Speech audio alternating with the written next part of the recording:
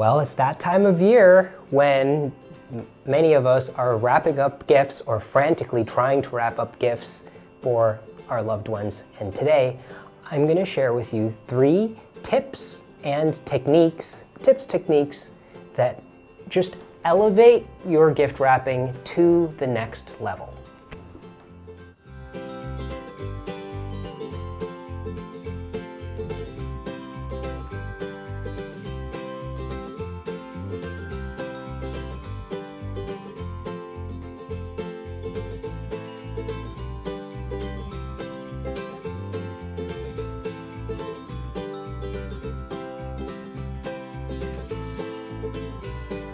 The first thing I want to share with you is actually a tip, and it's a very simple tip that you might not have thought of, but once I share it with you, I hope it's something that you'll be compelled to apply to your own wrapping. So I am going to use a bar of my Wise Man soap as an example. I'm using just plain, simple brown paper to wrap up the soap. And for this soap, I don't necessarily have to use anything to hold it shut. Like I can just use string to hold the paper in place because the paper is stiff enough, which is usually what I do. But like this will kind of just, if I tied this up with string, that's really just going to stay like that. But I want to use this as an example to show you something that I sometimes do. So, many of you might know that I do sometimes use double-sided tape. And I use the double-sided tape in a place like this. So I'll just do it on one side. Just to hold, just a little bit, a tiny piece, just to hold that in place, okay? Here's the tip that I have not shared. Rubber cement.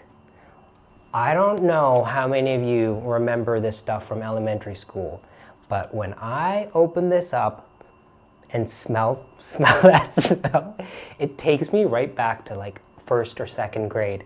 And there's a nostalgia associated with that smell. Smell and music are located in the very front parts of our brains. If someone has dementia or memory loss or is suffering from any of those horrible diseases, smell and music are actually the last things to go. So if you have a loved one and you can't really speak to them or communicate with them with words, play a piece of music that they've always known, or take a scent to them that they know and have them smell it, and you will be connecting with them in a way that they will understand and they will feel something. So rubber cement, it just does it for me. I've got to be careful about how much of this I sniff. Okay, the rubber cement is a great little trick because I don't know how many of you remember how to use this. If you put it on one side and you allow it to dry, it will create a temporary bond. So if I just put it on that side and I let this dry, then when I press the top down, it's going to hold it in place very lightly, which is actually what you want if you're going to use string or ribbon to further tie this together. This doesn't need to be a secure joint. If you want to make this very secure, for whatever reason, maybe you're not using ribbon or string, put the rubber cement on both sides, and then it becomes more of a permanent closure. Like, if you put it on both sides and these two, it has to dry to the touch. But when it dries so that it's tacky, now if I close it, this will be more of a permanent joint. Okay? So this is a really good tip. And I've shown this to you on a very small package, but I'm going to show it to you on something larger. Now, okay, I'm going to show you on a bigger box like this how I would use that rubber cement.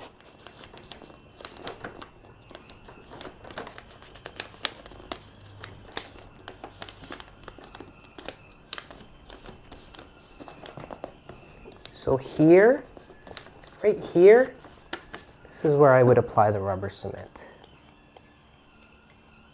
And you just need a little bit, because we don't really want this to be a crazy strong hold.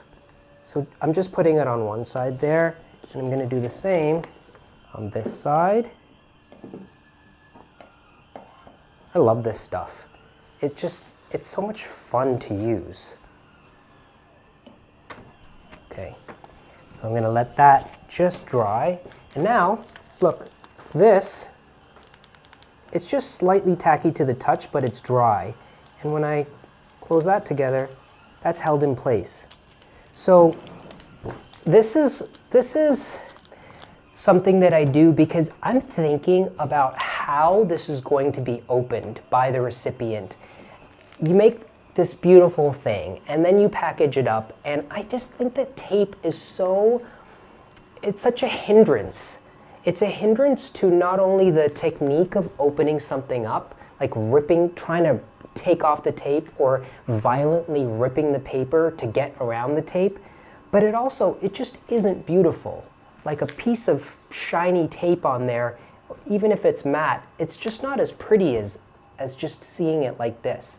And if you can avoid putting anything on here, which you kind of can if it's small like this, then I would say don't even use the double-sided tape or the rubber cement. Just hold it in place while you're putting the string onto it and tie it up. And then when they open the present, the paper just kind of unfurls. But on large things where it's kind of awkward and cumbersome, the rubber cement is just great.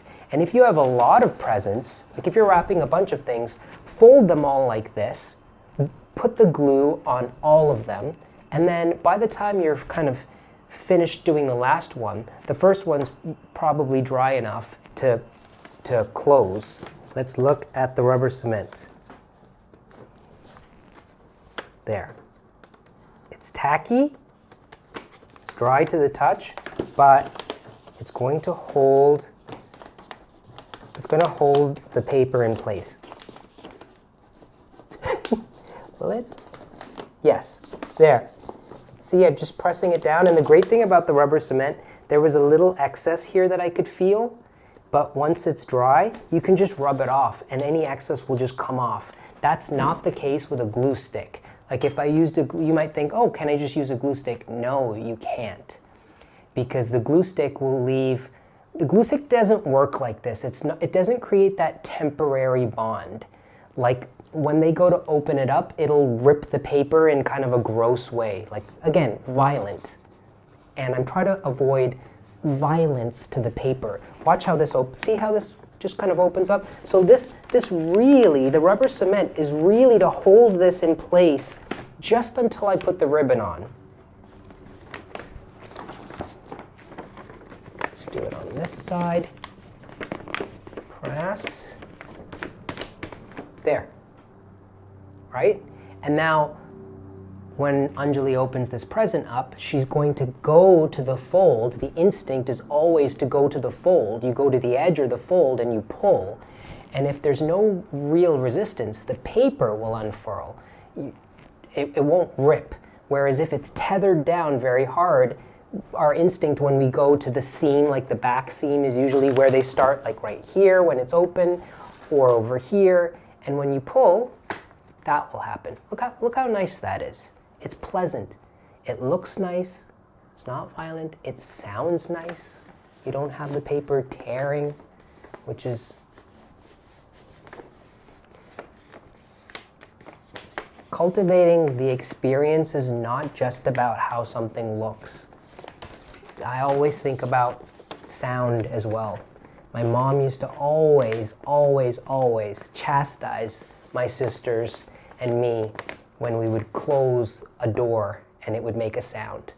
When we would close the car door or close the front door or close a cupboard door in the kitchen, the thing she would always say if she heard a sound was gently, gently, gently. From when I was this small to even when I would visit her in Toronto as an adult and she would drive me home from the airport and I'd close the door, gently. And I stop now and I think, why was that so important to her? And it was because it's just nicer. It's nicer on the thing. but everyone around you. This is what she kind of instilled in me.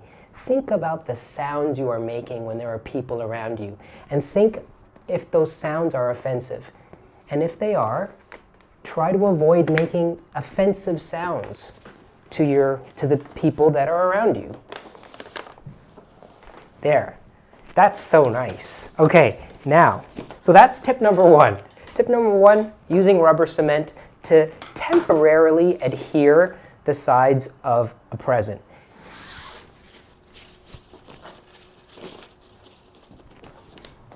There, rubber cement to help you while you're wrapping. That's tip number one. Number two is a technique.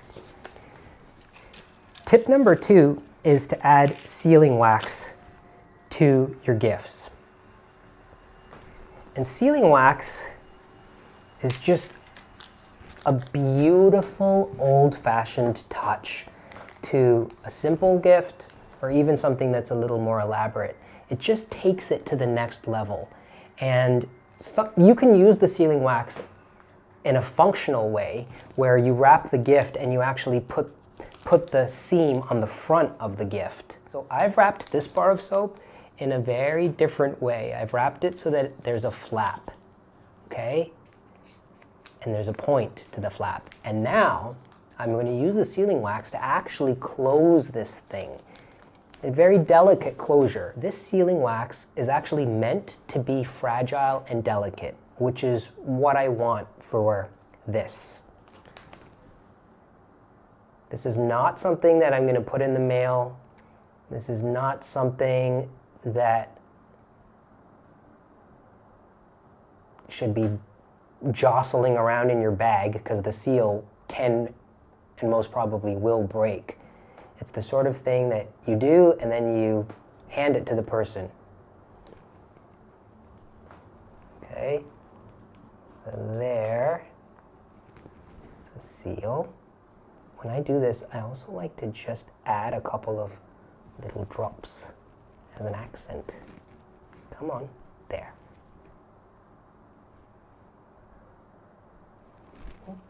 There, okay. So, my little globule. Now,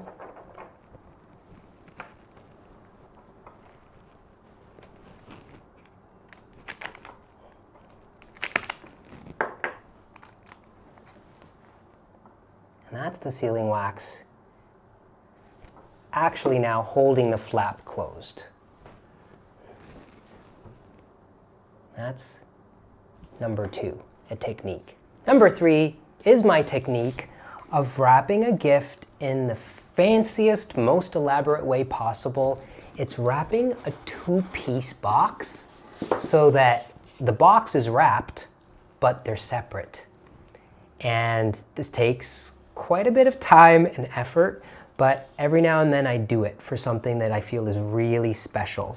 So my harp teacher, Mariko, she, when we had our harp lesson before I went to Florence in the fall, she asked me if I would do her a favor and buy her some leather gloves, some silk-lined leather gloves. She said that Florence was famous for these silk-lined leather gloves, which I had no idea. And when I was there, I bought her some gloves, which she paid me for, but I did buy one more pair to gift her for Christmas. And that's what these are. These are a pair of ivory-colored leather gloves in her size. So I stashed them away in the storage locker for the last couple of months. These beautiful gloves from Madova, right by the Ponte Vecchio. A tiny little store that goes back to 1919. And I'm going to put them in this box. Now, Mariko, the thing about Mariko, I've been going to her for a year. In every lesson, she talks about the intention. She talks about how my fingers close into my palm that affect the sound of plucking one string. She asks me to really listen, even when I'm plucking just one string. And what I have learned about her is she sees all of the details. They mean so much to her. And that's why I was really compelled to really go all out when I'm wrapping her gift, because I know that it won't be lost on her.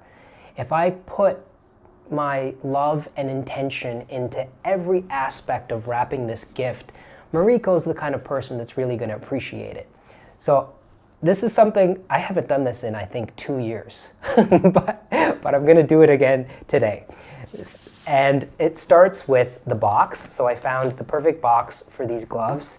And the second thing I'm going to do is pick the paper. I love, love, love choosing the paper for something like this. Because this is going to take some time, because it's going to take some effort, I want to make sure that the paper that I'm using warrants the time and the technique. So I'm using Cavallini paper, which is one of my favorite brands of paper. They design and print these beautiful reprints of old-fashioned things. Look at this. Foraging, plants and mushrooms. Tableau de couleur, a color chart. I have used this one. I can't even count how many times I've used this paper. Look at this one. Le langue, the language of flowers. Oh, it wasn't French. I was just reading it upside down, excuse me. The language of flowers. Floral. Look at that one. Oh, they're so nice. I love these Cavallini papers. Look at this one, butterflies. So I'm actually having a really difficult time picking the paper for Mariko's gift. I was looking at all these papers this morning and I just couldn't decide. Like I think it's between the butterflies and this floral. Floreal. Floreal. I just don't know. What should I do? I think this is a little, like this is really beautiful, but we've seen this before. Like we've seen this in Crabtree and Evelyn. So I think I have to do this because it's kind of weird. And the thing about this technique is, here's the thing about this. It takes time and it takes effort. You don't really want it to be lost on the person, or even if it's lost on the person, you're not doing it just for them, you're doing it for you. But because potentially, like when you do this, the person often keeps the box and they use it for other things because you've wrapped it so beautifully. It's a functional thing. And choosing the paper really dictates like how different that box is. So I do have the feeling like if I'm really debating in my head, I've seen floral boxes before. Okay, it's settled. I'm going to use the butterfly paper. Okay, now, this is what we do. Take off the price tag.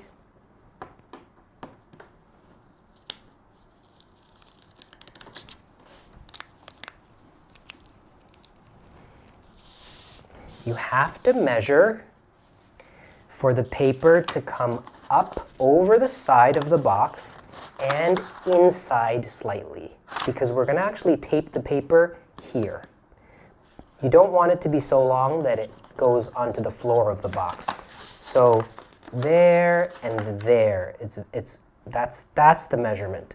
So what I'm going to do with this is very carefully, and about there. Okay, that's my mark. Now, using my nice square, make sure it's square. The reason why I'm being careful with cutting things so that they're square, because I've done this many times. Sometimes I cut willy-nilly, like, it's about there, and then I just take the scissors and I cut. You see the edge of the paper in here. And when it's all wonky, or it's like crooked, it does make a difference. It's so much nicer when you open the box and even on the inside, like at least the edges are straight. So I'm gonna take the time. I'm gonna be good and take the time. My friend Laura Federley, we do these types of things together all the time.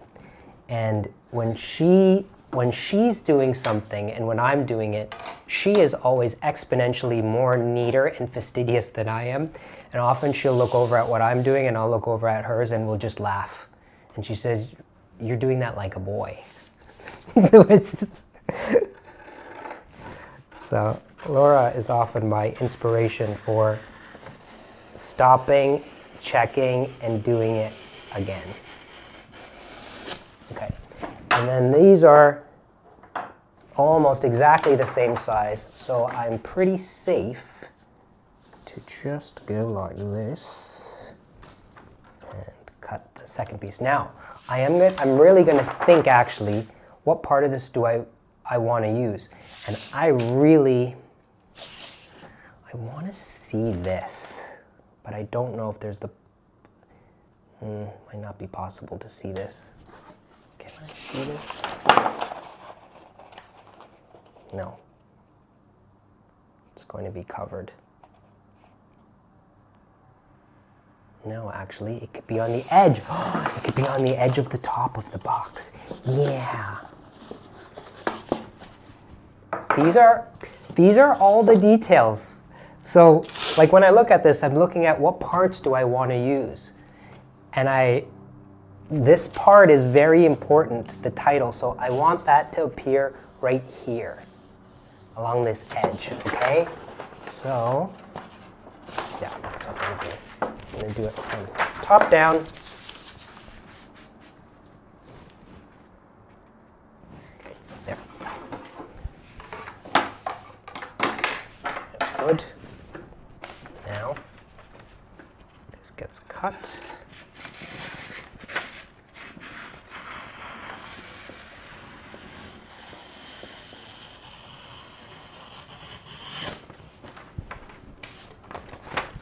Excess for something else.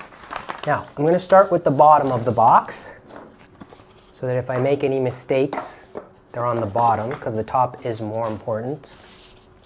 I want the word to be in the very middle. Like I want it to be in the middle of the box. So I am going to be more careful about where I'm positioning this.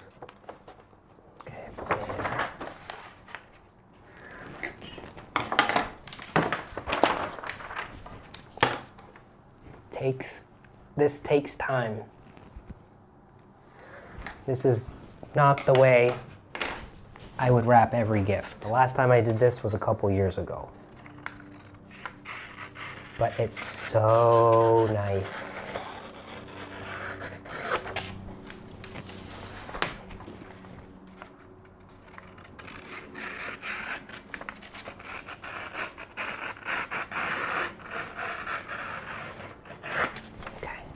There, have our paper.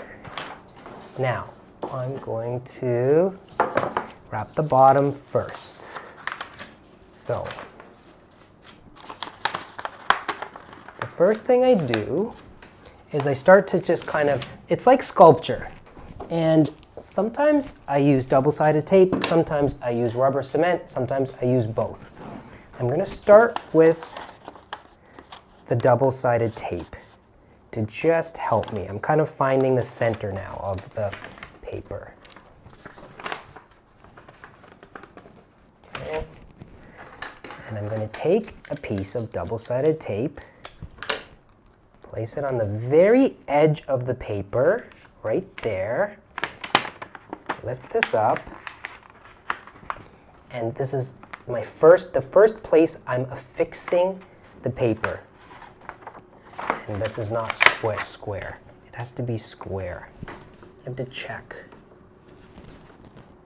And the first piece is going to be the hard. The first place you affix it is going to be kind of the most important because it's going to dictate how square everything else is. Okay, that's good. Now, what I do is I cut the corner here. Okay? So that this now can fold down. And once I've cut the corner, see, now I can attach it nicely and smoothly. Right? now I go in and I put double-sided tape under each side, pulling this taut. There's one side. Here's the other side. There.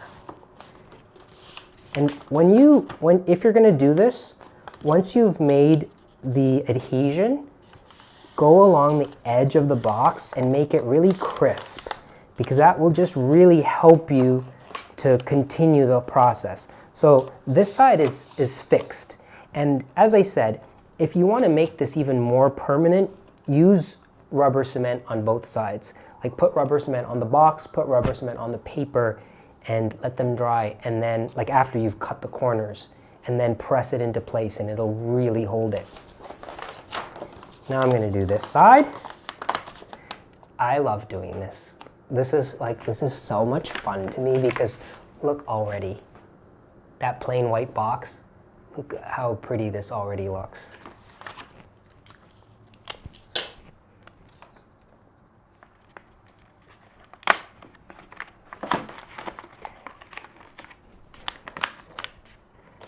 You have to be careful. You don't want rips. I have a little rip here. So you need to be kind of delicate with this, especially on these corners when you lift them up. Don't.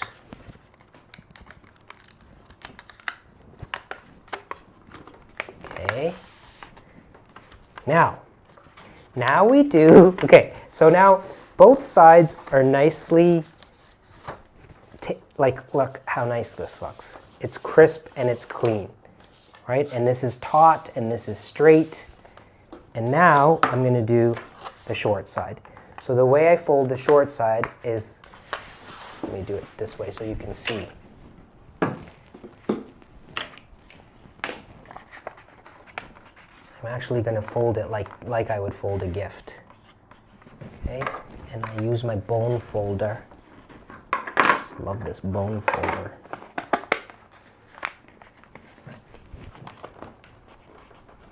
Okay. And you have to really, the bone folder enables you to get right into the very corner, which is crucial. Oop. Don't cut the paper. Kawaram tambi. Okay.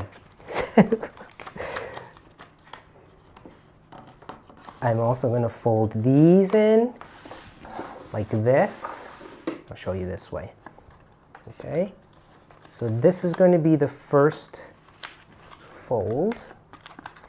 And really, these corners are so important. Like, you really have to pay attention to the corners because the box needs to still close.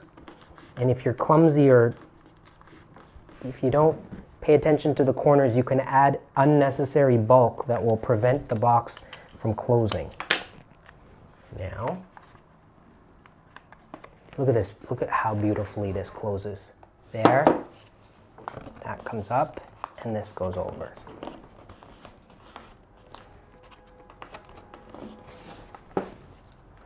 So neatly done. Oh yeah, the butterfly paper was the right choice. It really was. Okay. And you don't have to go crazy with the tape. You don't have to put it everywhere. Like, it doesn't need to be over here. I put the tape just at the point, just at the edge. You don't want the edge to start flapping up and coming undone. So that's where I put the tape, and that's where, if I was using the rubber cement, I would use the glue. Pretty. Okay, now I'll do the other side.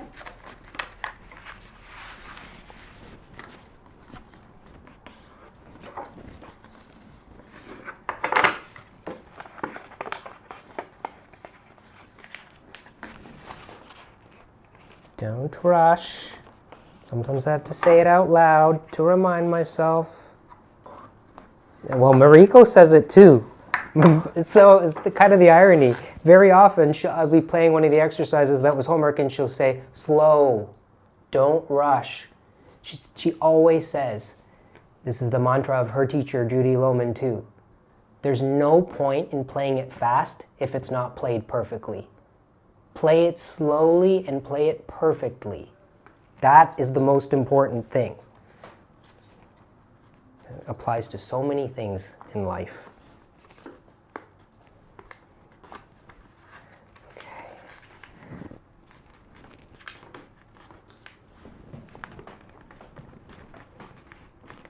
Oh, like I'm smiling. It's like it's really, it's very real. Like I do these things and I'm alone and they make me so happy.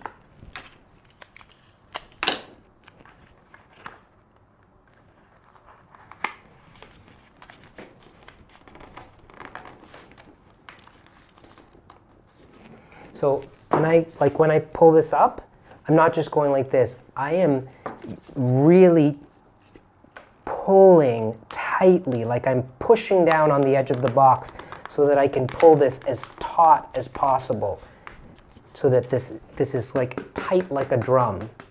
Every edge and every corner is clean. The bottom of the box is done. How nice that looks. Okay, top of the box. I just think that's so nice. Now this needs to be centered. It's very important on this side. And on this side now, because I want to see this entomology, I'm actually not going to center the paper. Like I'm not going to center it this way because this would just disappear on the inside there. So that's going to look like that.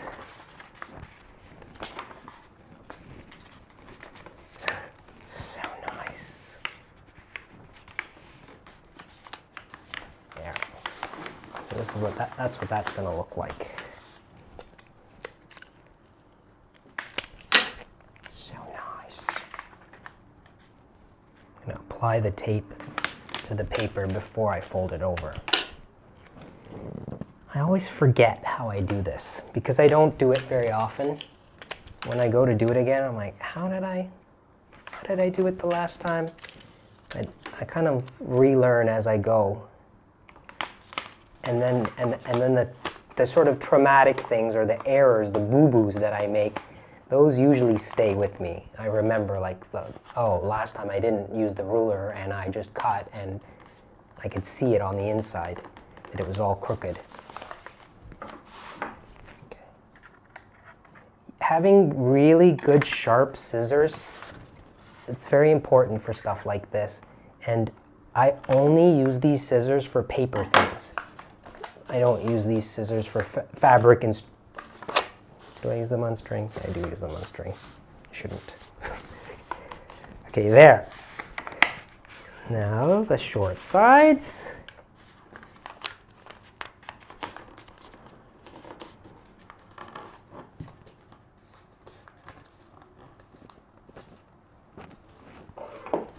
Unglaublich. Es ist unglaublich hübsch.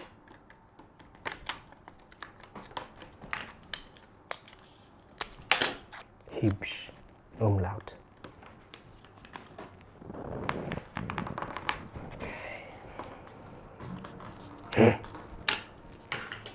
Okay. Tina Belcher. Now, everything has been tethered. And then what I do is I go over the edges with the bone folder, just to crisp it up. Like, you'll see it does make a difference. Not too much because you can actually break the paper. But this step, it finishes it. Look at that. Entomology on this side. That is classy.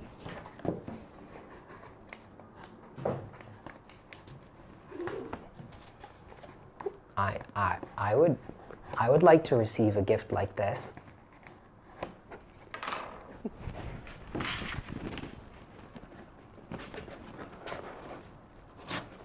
I mean, look at that. So, that is just so nice. It's the nicest way you could wrap a gift, a two-piece box. And usually the person doesn't understand. They're like, wait, they go to try to open it, and then they realize that, oh, they just have to pull it apart, and they can keep the box this way. They always do.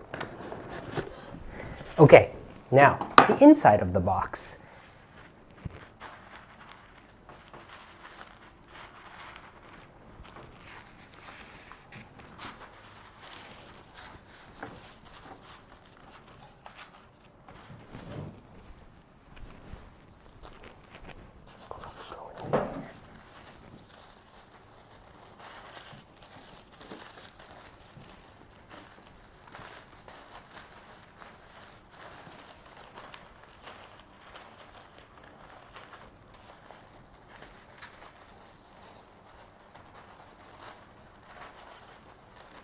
There.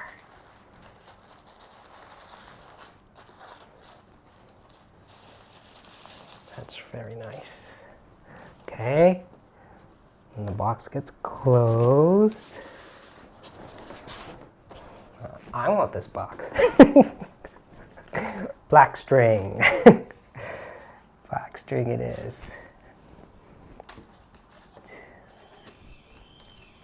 And I'm actually not going to tie this up yet because there's one more thing that I have to do. Now, the last thing is the tag that goes on the gift. And keeping with the theme that this came out of the Museum of Natural History, I've picked this tag, which feels like a tag that might be on a specimen at the museum. So I'm gonna write Mariko's name on there.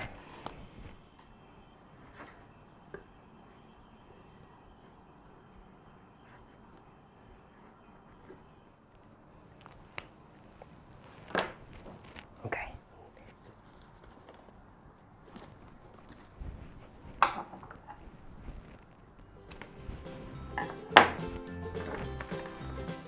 And there you have it. Tip number 1, using rubber cement to help you while you're wrapping. Technique number 2, using sealing wax to actually close gifts. And technique number 3, the fanciest of all the fancy things you could do, in my opinion, while wrapping a gift, wrapping a 2-piece box like this. Whether you decide to pull out all the stops or just do something simple inspired by what you saw today, I wish all of you the happiest of holidays. Thanks for watching. Goodbye.